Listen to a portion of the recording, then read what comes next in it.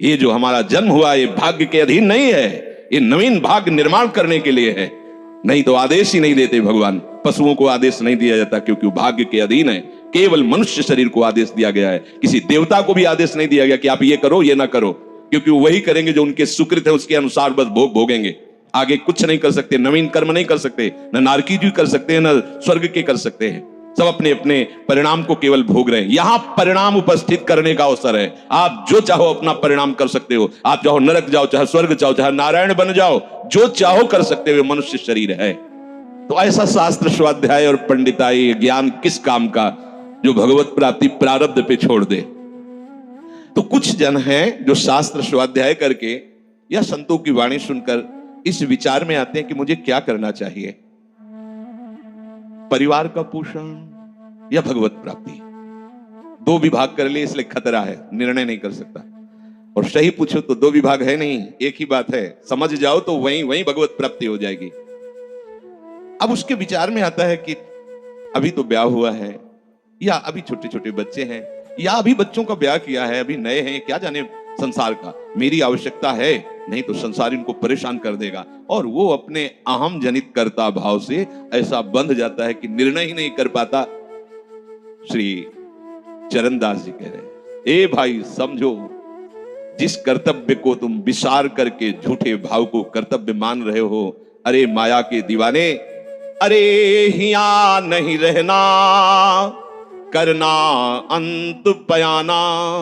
यहां से जाना है, यहां से जाना है। ये भूल जाते हैं। माया की ऐसी भूल भुलैया है कि हमें शरीर में राग और शरीर संबंधियों के राग में सुख मिलने लगता है और लगता है कि मैं अविनाशी हूं। वैसे मैं तो अविनाशी ही है, पर विनाशी को लेकर मैं ये भूल कर बैठता है। और जिसको पकड़ा है वो सब विनाशी, सब विनाशी। गो गोचर जहां लगु मन जाई, सो सब माया जानो भाई। दुनिया में लाखों का मेला जुड़ा, हंसा जब जब उड़ा तो अकेला उड़ा। समझो, ये माया की चाल है जो तुम्हें समझने नहीं दे रही। अरे भाई समझो, समझो। अरे माया के दीवानों, यहां से हमें जाना है, जाना है। कुछ साथ नहीं ले जाना है, कोई साथ नहीं जाएगा। बस तुम फंस गए हो मोह दलदल में। ये कुटुंब का मोह ऐसा मोह है कि कैसे तुम्हें बताएं। याद ही नहीं आती कि मुझे जाना है, याद ही नहीं आता कि सब छूटना है। ये समझ में नहीं आता कि मैं आया किस लिए। बड़ी विचित्र भूल भुलैया है। मोह कुटुंब के अवसर खोयो। दो बातें आती हैं, परिवार का पालन पोषण, ये धर्म पालन करूं, या हरि का भजन करके भगवत प्राप्ति करूं। तो बोले मोह कुटुंब के अवसर खोयो। अवसर मिला है तुमने, भलो पायो दांवरे, चूकना अवसर प्यारे, भलो पायो दांवरे। बड़ा अच्छा अवसर मिला है भजन करने का, चूक गए तो फिर पछताना पड़ेगा। हरि की शुद्ध बिसराई। अब वो निर्णय करता है परिवार के पोषण का, क्योंकि मोह ममता है। पीछे का हर बार सत्संग में कहते हैं कि पीछे का रास्ता एकदम बंद हो जाना चाहिए, कि आगे कोई भयावह स्थिति आवे तो लौटने का रास्ता नहीं रहना चाहिए। उपासक को पीछे का मार्ग बंद कर देना चाहिए। पर होता क्या है, अपने लोग बहुत कमजोर हैं, तो कदम ऐसे रखते हैं पर पीछे वाला पुष्ट बनाए रखते हैं कि अगर इधर थोड़ी भी आंच लगी तो कदम पीछे करके सुरक्षित हो जाए। वो सुरक्षित नहीं है, वो सुरक्षित नहीं है, वो असुरक्षा है। परिवार का राग, अन्य भरोसा, किसी देहधारी का भरोसा, किसी वस्तुओं, ये भरोसे लायक चीज है, अरे क्षण में बिगड़ जाने वाली चीज है। भरोसा तो हरि का है, भरोसा तो हरि गुरु चरण सेवा अनुसरो। ये भरोसा कभी तुम्हें विश्वासहीन नहीं होने देगा। ये भरोसा कभी धोखा नहीं, साधुते हो न कारज हानि, कभी तुम्हारा मंगल नहीं हो सकता। मोह कुटुंब के अवसर खोयो, हरि की शुद्ध बिसराई। अब दिन तो बैल की तरह काम करने में व्यतीत हो रहा है और रात्रि नींद और भोग में समाप्त हो रही है। आठों पहर की 60 घड़ियां बेकार में इसने व्यतीत कर दी। एक क्षण भी शांति से बैठकर विचार नहीं किया कि मेरा जन्म किस लिए हुआ है, मैं क्या कर रहा हूं। और अपना कुशल चाहता है। एक छिन हरि को नाम लीन हो, कुशल कहां ते हुई। तब लगे कुशलन जीव को सपने हो मन विश्राम। स्वप्न में भी शांति नहीं मिल सकती जब तक भजन नहीं करोगे। बालक अवस्था तो खेल में चली गई, जवानी हुआ तो अहंकार मद छाया, मैं करता मैं भोगता इसमें चली गई। जब वृद्ध आया तो रोग और चिंताओं ने घेर लिया। अब इतना दुखी है कि वो सोच भी नहीं सकता कि मैं इनसे दूर होकर भजन कर लूं। ये जो वो भजन का नाटक होता है, भजन हम देखते हैं, ऐसे ही लगा रहता है। कैसे हो और बढ़िया सब, और क्या करें, और मरने का ठोर आ रहा है, और क्या करें। तुम आए हो भजन करने के लिए और में अभी फंसे हो। क्या कर दूं, कहां से कैसे व्यवस्था कर दूं। हम ही चला रहे हैं, भले वृंदावन में बैठे परिवार हमारे अनुसार चलेगा, हमारे ही, नहीं तो नष्ट हो जाएंगे। आए हैं वनवास करने के लिए, भजन करने के लिए, पूरा का पूरा प्रपंच पता लगता है। वृद्ध भय चिंता अति उपजी, दुख में कछु न सुहाता। अरे भूल क्यों रहे हो, चेतो। साधु चिताता है जगत को, चेतो। काल रूपी शिकारी धनुष पर विष का बाण चढ़ा चुका है, तुम ठीक निशाने पे हो, होश में हो जाओ। अगर अब कोई तुम्हें निशाने से बचा सकता है तो काल का भी महाकाल हरि बचा सकता है, दूसरा कोई नहीं। आए अचानक बांधे, यम के दूत आकर अचानक बंधन में डाल करके ले जाते हैं। अब वो निर्णय कर रहे हैं, झूठे जग से नेह छोड़कर साचो हरिनाम उचारो।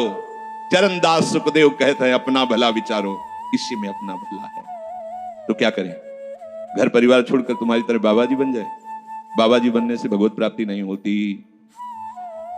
अगर आप बाबा जी बाहरी बात को ले रहे हैं तो उसको समझ लीजिए, बाबा जी बनने से भगवत प्राप्ति नहीं होती, प्रभु के होने से भगवत प्राप्ति होती है।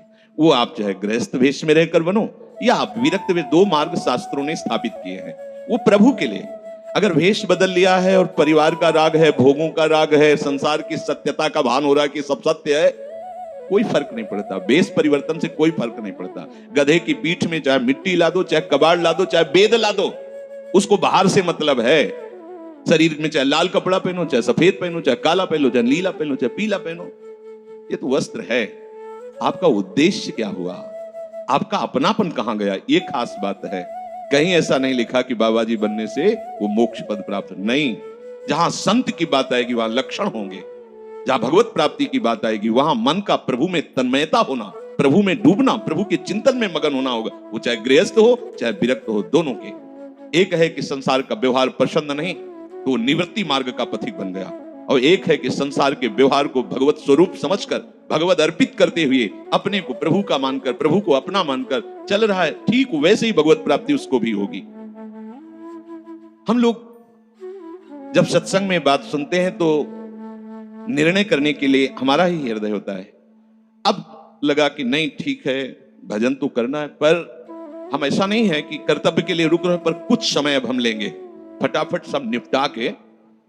तो तुमसे भी चतुर काल है, वो उतने ही समय में तुम्हें निपटा देगा। बहुत चतुर है। हमने बहुत से लोगों के मुझसे सुना है कि बस ये काम हो जाए हम आए, आज तक वो लौट के नहीं आ पाए, क्योंकि वो गली ऐसी है, क्या है, बहुत दलदल है आगे। जो गया ना मोह कलिल में डूबा, अब निकल पाना बड़ा मुश्किल है। सत्संग में इतना सामर्थ्य है कि अभी आप सुन रहे हो, अभी आपको ऐसे सब ऐसे लगेगा, ऐसे ऐसे निकल जाएंगे, और गेट के बाहर होइएगा, वो हवा लगने दीजिए, तब लगे कैसे निकले। ऐसी प्रचंड माया है। इसीलिए तन ही राख सत्संग में तो मन ही प्रेम रस भेयो, तब मन प्रेम रस में बराबर सत्संग होता रहे, बराबर साधु संग मिले। ऐ साधु, ये तमाशा है, तमाशा बस 2 घड़ी का तमाशा है। यहां जितने इकट्ठे हुए हो ये सब मिल नहीं सकते। माता पिता भाई बंधु सब बिछुड़ते चले जा रहे हैं। जो ही आकर सब इकट्ठे मिले हो, ये कभी इकट्ठे नहीं रह सकते। ये कुछ समय का है। संतों ने इसे 2 घड़ी का है, ऐसे ऐसे व्यतीत हुआ। हम लोग परिवार को अपना मैं मानकर, मेरा मानकर के जो पोषित कर रहे हैं, वो कुछ समय के लिए है। जैसे नाव नदी के ऊपर बाट बटाऊ आए, मिल मिल जुदे हो ये पल माही आप को जावे। जैसे नदी पार करने के लिए 50 लोग इकट्ठे हुए नाव में बैठे, नाव किनारे पहुंची, सब अपने अपने मार्ग को चले जाते, कोई किसी का साथ नहीं देता है। ऐसे ही मृत्यु का समय आया, आप कितना भी प्यार करो, लौट के आपसे पूछने के लिए नहीं आएगा आप कैसे हो, या आपने कितना भी सबके लिए किया है, मोह से युक्त होकर अपना जीवन, विशेष जीवन आपने दे दिया, लेकिन आपकी क्या दुर्गति होगी किसी को कोई परवाह नहीं है। फूंक ताप के 10-5 दिन में वो जो दिन क्रिया हुई, इसके बाद सब मौज मस्ती में होते हैं। कोई तुम्हारा चिंतन, कोई तुम्हारा नाम नहीं लेगा, कोई तुम्हारे लिए आंसू नहीं बहेगा। वो अगर कोई रोता है तो हमने सुना है कैसे रोता है। आज तक हमने जो कहा वही इन्होंने पूरा किया, मतलब अपनी कामनाओं की पूर्ति के लिए रोता है। अब कौन हमारी बात सुनेगा? तुम कितना हमें चाहते थे, कोई नहीं उतना चाहता। क्या कह के रो रहा है? क्या कह के रो रहा है? अपनी कामनाओं की, स्वार्थ की पूर्ति के लिए रो रहा है, तुम्हारे लिए नहीं रो रहा वो। ये भगवान का बगीचा है, संसार रंग बिरंगे फूल हैं। कुछ तो कली ही मुरझा कर नष्ट हो जाती है, कुछ फूल खिलकर नष्ट हो जाते हैं, कुछ में ऐसी सुगंध आती, थोड़ा सुगंध फैलती, वो भी नष्ट हो जाते हैं। ये बगीचा केवल देखने में सुहावना लगता है बड़ा भयावना। इसमें मृत्यु का तांडव हो रहा है। आप देखो, प्रतिपल मृत्यु भयावा, पर कैसी माया है। सामने वाला पतिंगा जला, फिर भी वो जाके उसी में जलता है। ऐसे फूंक के आ रहे हैं एक को, और उनको ये वैराग्य नहीं हो रहा कि मेरे शरीर की भी यही दशा होनी, मुझे कुछ कर लेना चाहिए। ऐसी कुछ कर लेना चाहिए जिससे हम कालातीत अवस्था को प्राप्त हो जाए। क्यों नहीं कर पाता? दारा सुत संपत्ति को सुख, ज्यों मोती ओस बिलावे, ह्या ही मिले और ह्या ही नासे, ता क्यों पछतावे। अरे भाई, ये पुत्र परिवार का मिलन और ये सुख ऐसा है जैसे पत्ते में ओस की बूंद, कितने सेकंड में ढल जाएगी कुछ पता नहीं। ऐसे ही ये है। बड़े हर्षित हो रहे हैं, बाजे बजवा रहे हैं, बहुत दिनों बाद लड़का हुआ है, फूले नहीं समा रहे, और काल की अवधि बहुत अलु खत्म। अब वो बूंद जो है पत्ते में गिर गई। अब किस बात को लेकर यहां खुशी मनाई जाए, किस बात को लेकर हम यहां गर्व करें? बहुत सावधानी की जरूरत है। जो यहां मिला वो यहीं छूट जाएगा। आप जब जाओगे तो आपके साथ हरि भजन वो किया नहीं, आपके साथ ही हरि उनको माना नहीं। क्या करो? कुछ दे दे क्या? सबको सुख देने की भावना, सब में प्रभु की भावना, जो भी तुम्हारे पास मन वचन कर्म से प्राप्त हुआ है वो सबको सुख देने के लिए है। सब में प्रभु है। ये बात समझ में नहीं आएगी, सबको क्यों सुख दें? क्योंकि सुख मिलना है। आप सिद्धांत समझो, आप सबके सुखों को खींच करके उनको दुख देकर सुखी होना चाहते हो, तो वो दुख लौट कर बड़ा भारी रूप रख करके आपको भोगना पड़ेगा। आप दूसरे को सुख दिए तो सुख लौट के बड़ा भारी सुख आपको देगा। ये सिद्धांत समझो ना, पर समझ ठीक है नहीं।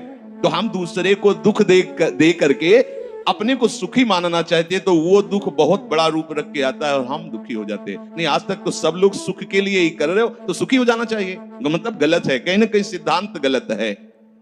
सत्संगति को लाभ बड़ो है, साधु भक्त समझावे, चरण दास ही राम सुमिर ले, गुरु सुख देव बतावे। चरण दास जी कह रहे, तुम्हारा परम हितकारी हरि है, उसी से नेह लगा लो, सदगुरु के वचनों पर विश्वास करो, प्रभु के नाम का निरंतर रटन करो। अब ये बात हमारी समझ में आई सत्संग के द्वारा कि हमारे जीवन के जो दो उद्देश्य बन रहे थे कि एक तो क्या करें, परिवार का पोषण करें या हरि भजन करें। तो दो भाव जो बने थे उनको तो मिटा दो, दो है ही नहीं। घर गृहस्थी में जो है बिल्कुल उसे बंधनकारी मत समझो। प्रभु का सब कुछ मानकर नाम सुमिरन करते हुए जो सेवा करो, अरे बड़ा आनंद आता है। आपको लगता है कि बैठकर भजन होता है, बिल्कुल ये मन की चाल है, नहीं होता। मन को भजन में नहीं लगाओगे तो चाहे पड़े रहो चाहे बैठे रहो, भजन नहीं होने वाला। और अगर भजन में लगाओगे तो फावड़ा चलाते हुए भजन होगा। जब नाम का अभ्यास करना था तो नई अवस्था थी, तो गुरुजन हर समय सेवा में लगाए रहते थे। बड़ी बड़ी पत्थर की शिलियां आश्रम में थे, उठा उठा कर उनको जमा कर खोद के बना बराबर करना, तुलसी का बगीचा लगाना, गेंदे का बगीचा लगाना, और वृक्षों को हैंड पैप से भर भर के पानी 100 बाल्टी खूब सींचना खूब, और उसमें भी नाम स्मरण करना। और जो पूर्व सदगुरुदेव भगवान थे, बड़े ही बाहरी कठोर नियम वाले, और उस समय नाम का अभ्यास उसी समय करवाया गुरुदेव भगवान ने। ऐसे नाम पूरे में सोने लगाना, गुरुदेव भगवान की कृपा से समझ में आया। तो हमें लगता है कि कोई भी काम करते हुए भजन हो सकता है, कोई भी। अरे जब युद्ध हो सकता है तो और क्या बात है। अब बोलो आपका निर्णय कि मैं परमार्थ में जाऊं या व्यवहार ठीक करूं। हम कह रहे हैं वो व्यवहार ही परमार्थ बना लो ना, भागने की जरूरत कहां है। और जब आपकी अरुचि बढ़ेगी, वैराग्य बढ़ेगा, तो तुम्हें कोई रोक नहीं पाएगा। वो तो स्थिति आएगी, और अगर स्थिति के लिए बिना तुम भागोगे तो यहां के वही प्रपंच करोगे, यहां भी वही प्रपंच करोगे, भजन नहीं होगा।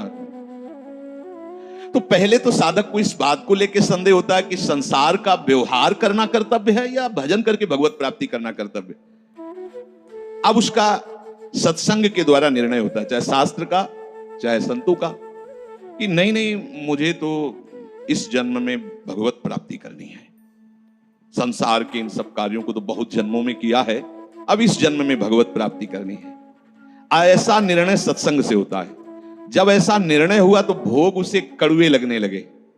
ये शरीर का विलास, इंद्रियों का विलास उसको एक दुखद लगने, कैसे कैसे छोड़ूं, कैसे हटूं। अब उसी को वैराग्य कहते हैं। अब उसके अंदर वैराग्य बढ़ने लगा। जब वैराग्य बढ़ने लगा तो वो प्रभु की तरफ चलने के लिए उतावला हुआ। अब उसके सामने प्रभु की तरफ चलने के लिए जो बताने वाले वो शास्त्र हैं और वो संत जन हैं। अब इतने संत जन हैं कि उनकी सबकी अलग अलग साधना है, अलग अलग उपासना है। इतने शास्त्र हैं कि उनकी अलग अलग धाराएं हैं और बिना इसके कल्याण नहीं होगा। हर सब कोई कहता है हमारा मार्ग ठीक है, सब सिद्धांत कहते हैं इससे भगवत प्राप्ति, इससे भगवत प्राप्ति, इससे ऐसा, इससे। वो साधक फंस जाता है कि चलूं तो किसमें चलूं। उसके सामने साध्य और साधन विषयक तरह तरह के भेद साधकों के द्वारा, संतों के द्वारा, भक्तों के द्वारा डाले जाते हैं सामने। फिर शास्त्र को पढ़ता तो बहुत सी बातें शास्त्र में निकलती हैं और वो बेचारा परेशान हो जाता है कि अब मैं क्या करूं। संसार का तो सत्संग के द्वारा समझ लिया कि ये ठीक नहीं, मुझे भगवत प्राप्ति, पर कैसे भगवत प्राप्ति करूं। अब इसका निर्णय करना उस नवीन साधक के लिए बहुत कठिन होता है। परंतु भगवत कृपा का वो जिसने आश्रय ले लिया वो यहां टिकता नहीं। इस संशय में परमार्थ भगवत कृपा से पुष्ट होता है। सबसे पहले प्रभु हरि को गुरु बनाना चाहिए, वही सबके गुरु हैं। जब हम घर से निकलने की सोच रहे हैं उस समय वो सोच भी गुरु दे रहा है, वो हरि गुरु उस समय सोच भी दे रहा है वही। तो जब हमारी ऐसी स्थिति आती है कि हम निर्णय नहीं कर पाते तो अंदर से प्रभु को पुकारना चाहिए, हे गुरुदेव हरि, आप प्रकट रूप में मिलो और मेरा समाधान करो। अब जो ही वो अंदर से ऐसी दशा में प्रभु की शरण होकर के पुकारता है तो भगवत कृपा उसे सदगुरुदेव के रूप में प्राप्त हो जाती है। ये ओहो, जो मैं खोज रहा था वो मिल गया। वो अंदर से भगवान उसको वहां पहुंचा देते हैं, वो बात सुनवा देते हैं, वो संयोग बैठाल देते हैं, जिससे उसके सारे संशय नष्ट हो जाते हैं। अब वो संपूर्ण शास्त्र और संपूर्ण संतों के मत को प्रणाम करके अपने गुरुदेव की आज्ञा पर चलने लगता है। अलग अलग वर्णन है संप्रदायों के सिद्धांत, अलग अलग शास्त्रों की युक्तियां वर्णन है। हम कितनी युक्तियां कितनी चलेंगे तो एक युक्ति में ही। तो इतनी बात समझ लेना है कि हम प्रभु के अंश हैं, इसमें किसी भी संप्रदाय का कोई कटाक्ष नहीं। जीव प्रभु का अंश है, इसमें किसी भी संप्रदाय की कोई टिप्पणी नहीं है ना, ठीक है। दूसरी बात, संसार भगवान की माया है, सब संप्रदाय है ना, तो इस माया को त्यागना है। बात समझ में आ गई। तीसरी बात है भगवत प्राप्ति करनी है। ये तीन बातें किसी भी संप्रदाय में कहीं भी कोई काट नहीं इनकी। हम प्रभु के अंश हैं, ये संसार माया के द्वारा रचित है। संसार का, संसार के भोगों का त्याग करने वाला ही भगवत प्राप्ति की योग्य होता है। भगवत प्राप्ति करना हर संप्रदाय का लक्ष्य है, चाहे उपासना कुछ भी हो। संसार का त्यागना हर संप्रदाय का लक्ष्य है। कोई भी आप शास्त्र सिद्धांत या संप्रदाय देखिए, संसार के भोगों का, संसार की आसक्ति का त्याग, और हम प्रभु के हैं, ये सिद्ध बात है। किसी भी संप्रदाय में हो, जीव भगवान का अंश है, ये निश्चित बात है। तो ऐसा निर्णय गुरुदेव की कृपा से स्वाभाविक हो जाता है कि अब सब सिद्धांतों को भले सुन लें, लेकिन हमें चलना का हमें पता है। हमारे गुरुदेव ने हमें बता दिया है, हमारे माई श्यामाजू को राज, हमें चलना। राहु को काहू मनाई दिए, पर मेरे प्राणनाथ श्री श्यामा शपथ करो दृढ़ छिए, मन क्रम वचन त्रिशुद्ध सकल मत, हम श्री हित हरिवंश उपासी, हा हरि रा राधा वा वृंदावन सा सहचरी।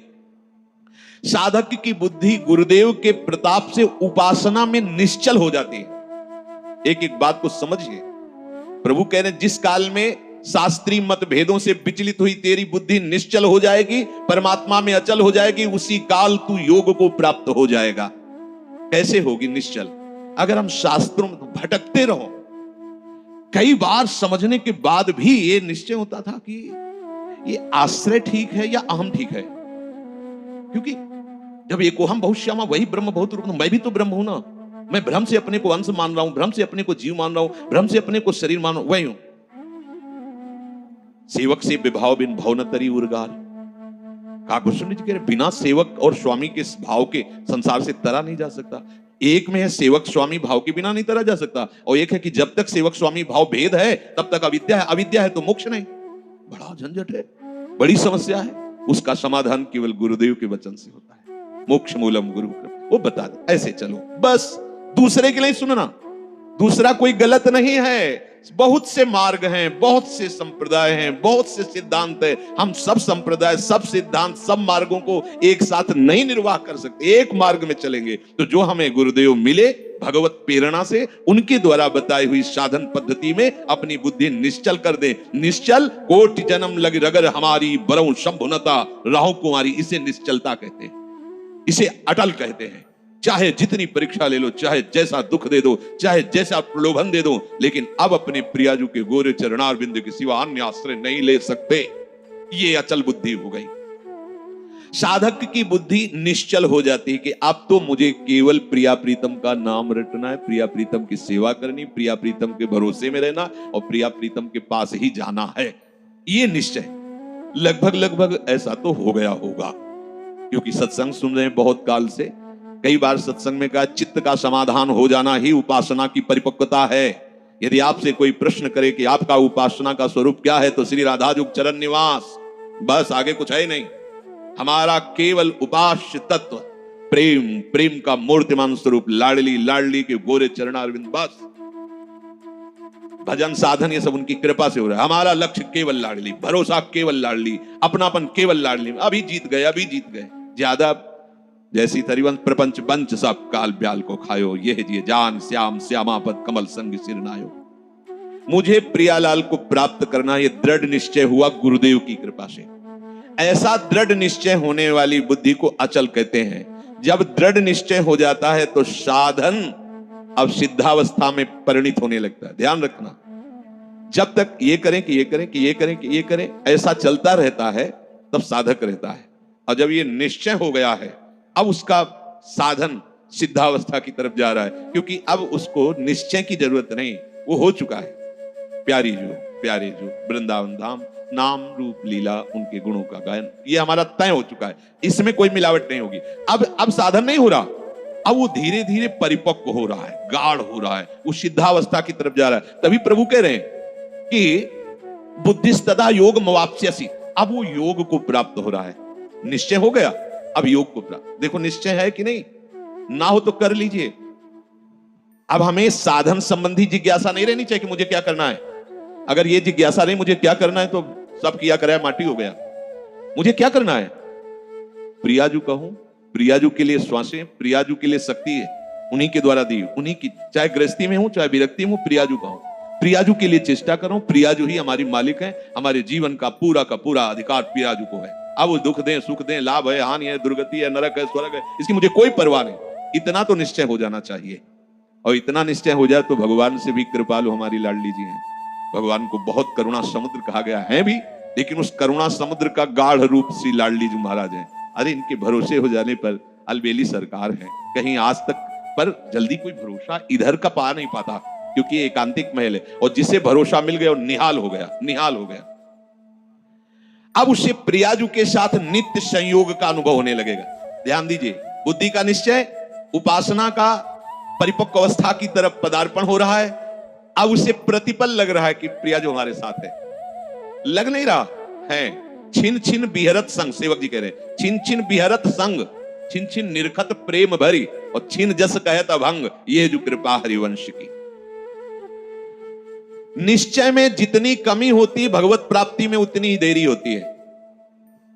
निश्चय में जितनी कमी होती है, भगवत प्राप्ति में उतनी देरी होती है। क्रिया से भगवत प्राप्ति नहीं है, निश्चय से भगवत प्राप्ति है। निश्चय गुरु कृपा से होता है, गुरु वचनों से होता है, सत्संग से होता है। जब बुद्धि अपने आराध्य देव में निश्चल हो जाती है, तो उससे नित्य योग का अनुभव होने लगता है। संसार से संबंध विच्छेद करने के लिए बुद्धि को निश्चल होना ही चाहिए। अगर निश्चल, तभी हम कई बार कहते हैं माता पिता का भरोसा रखेंगे तो आप हमारे आराध्य देव और गुरुदेव के वचनों पर चल ही नहीं सकते। भोगेश्वर प्रसक्ता नाम तया प्रहृत चेतसाम व्यवसायत्मिका बुद्धि समाधो न विधीयते, नाटक हो जाएगा। अगर ऐसा होता तो रघुनाथ दास गोस्वामी जी जगन्नाथ जी में अखंड भंडारा शुरू कर देते। हलवाई भेजे थे, रुपए भेजे थे, दोनों पिता जो भाई थे, बड़े अरबपति खरबपति उस समय थे, मजूमदार पदवी उनको प्राप्त थी, पूरा राजा महाराजाओं जैसा।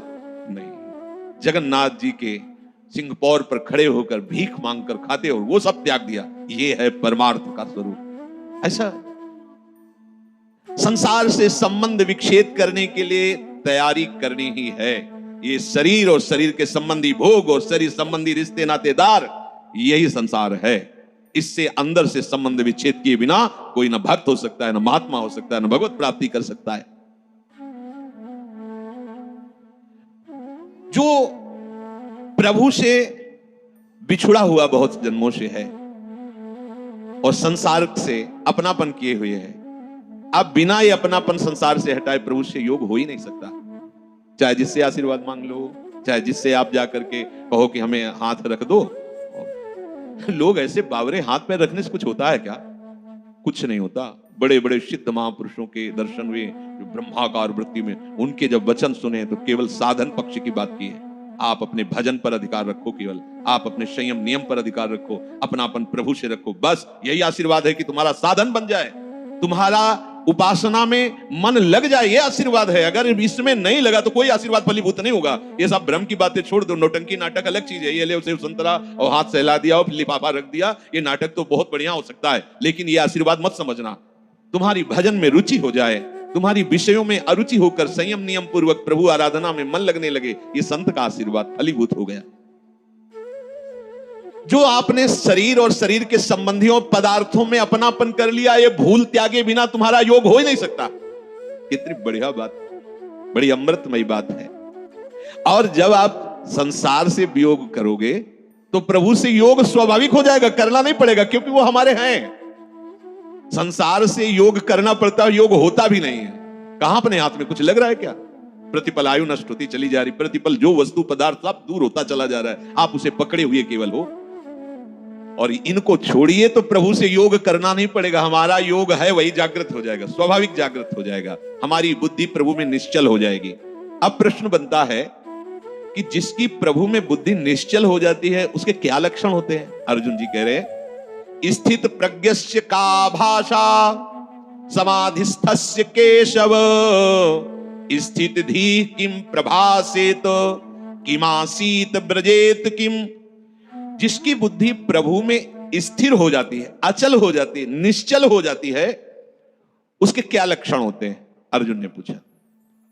वो स्थिर बुद्धि वाला कैसे बोलता है, कैसे बैठता है, कैसे चलता है और कैसे व्यवहार करता है?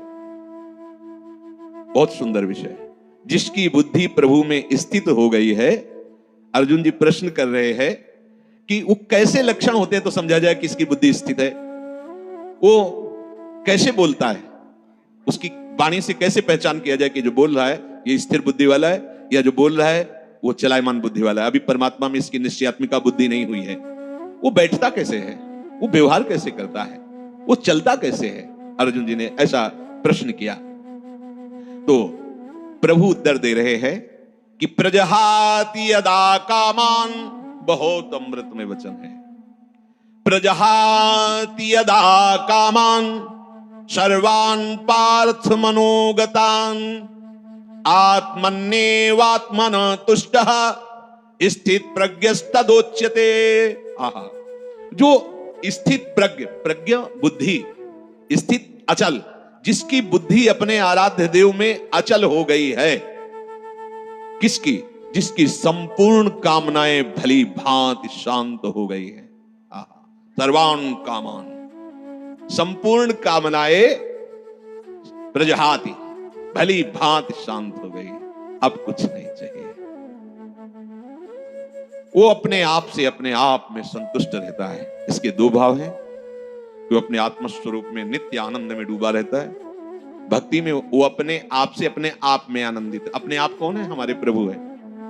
किसी क्रिया से नहीं, किसी पदार्थ से नहीं, बाहरी किसी सपोर्ट से नहीं, इसलिए अपने आप से, आत्मन्य वात्मना तुष्टा, अपने आप से प्रियाजू को सबसे ज्यादा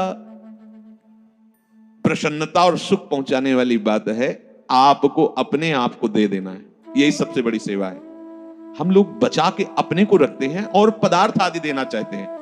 हम महीना तुम्हें दे सकते हैं, हम रुपये क्या भोग सामग्री दे, लेकिन हम हमारे लड़के, हमारा परिवार, हमारी हम ये सब मायाकृत है वस्तु, जो जहां जैसा ठीक है आप अपने आप को दे दो। ऐसा नहीं हो पाता। आप अपने आप को बचा के रखते हैं, अपना अस्तित्व बना रखते हैं, रंग नहीं आएगा।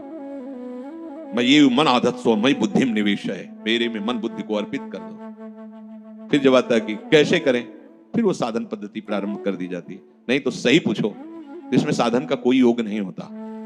आप समझ नहीं पाते, इसलिए साधन का योग कि करो, धीरे धीरे आपकी जो पूर्वाभ्यास हो मिटे, तब ये बात सीधे प्रियाजू की प्राप्ति के लिए आप पर्याप्त हैं। निश्चय कर लो श्यामाजू की। अब जैसी दिनचर्या है उस पर थोड़ी दृष्टि डाल लो कि श्यामाजू के विरुद्ध आचरण ना होने पाए। मस्त रहो, भरोसे पे मस्त रहो। देखो सारे सद्गुण देवी संपदा आपके अंदर आ जाएगी। सारे शरीर को स्वीकार करके भोगों में सुख है ऐसा माना तो सारी आसुरी प्रवृत्ति आ गई है। मानने मात्र से आपने केवल माना कि मैं विरक्त हूं तो बहुत से अंकुश अपने आप लग गए। विरक्त जहां आपकी मान्यता होती वैसा रंग चढ़ने लगता है। मैं प्रियाजू का हूं, प्रियाजू मेरी हैं, ऐसी मान्यता से सारे भागवतिक सद्गुण आ जाएंगे जो महात्मा में होते हैं, जो रसिकों में होते हैं, जो भगवत प्रेमियों में होते हैं। अब ये बात समझ में नहीं आती, इसलिए फिर लगाया जाता है आप ऐसा करो, इनको त्यागो, उनको छोटे छोटे छोटे छोटे सब करते हुए जब यहां आता है, अगर वो अपने आप को नहीं दिया, ये सब कर रहा है तो उसका फल होगा प्रियाजू नहीं मिलेंगी। अपने आप को कर तो अभी से समझ लो, अभी से आपको प्रियाजू मिलेंगे, अपने आप को समर्पित। पर समर्पित का कोई अस्तित्व नहीं होता। जैसे रूपलाल हित हाथ बिकाने निधि पाई मन मानी।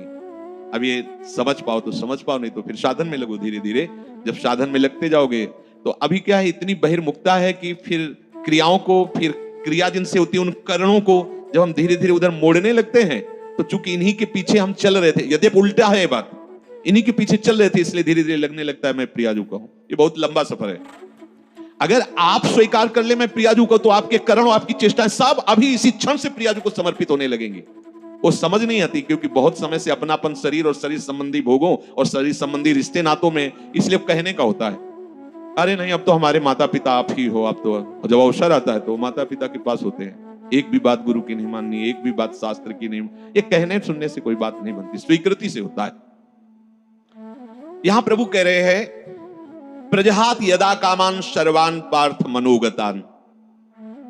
जब उपासक ये निश्चय कर लेता है कि प्रभु के सिवा मेरा कोई नहीं, अब जो कामनाएं होती वो सुख के लिए होती। कोई भी कामना, ये खाऊं, ये देखूं, ये सुनूं, चलो हमारी ऊंची स्थिति नहीं, पर उसे हम प्रियाजू के ऊपर छोड़ देते हैं। अगर हमें हलवा मिलना है पाने को, तो तुम ना करो, तुमको वही पाना पड़ेगा। जिधर भी जाओगे हलवा मिलेगा, क्योंकि तुम्हें पाना है प्रियाजू को। और नहीं पाना है तो चिंता नहीं करते रहो, मिलना नहीं है, क्योंकि आप तो काहे को चिंता। अगर कामना स्फुरित भी होती है तो उसे सीधे प्रियाजू को समर्पित करो। देखो प्रियाजू, ये बात है, एक तो समर्पित करने की जरूरत नहीं, उनका मकान वो खुद जान रहे हैं, कौन सी खिड़की टूट रही, कौन सा कहां क्या हो रहा, उनका मकान है ये, बिल्कुल सीधे समझो।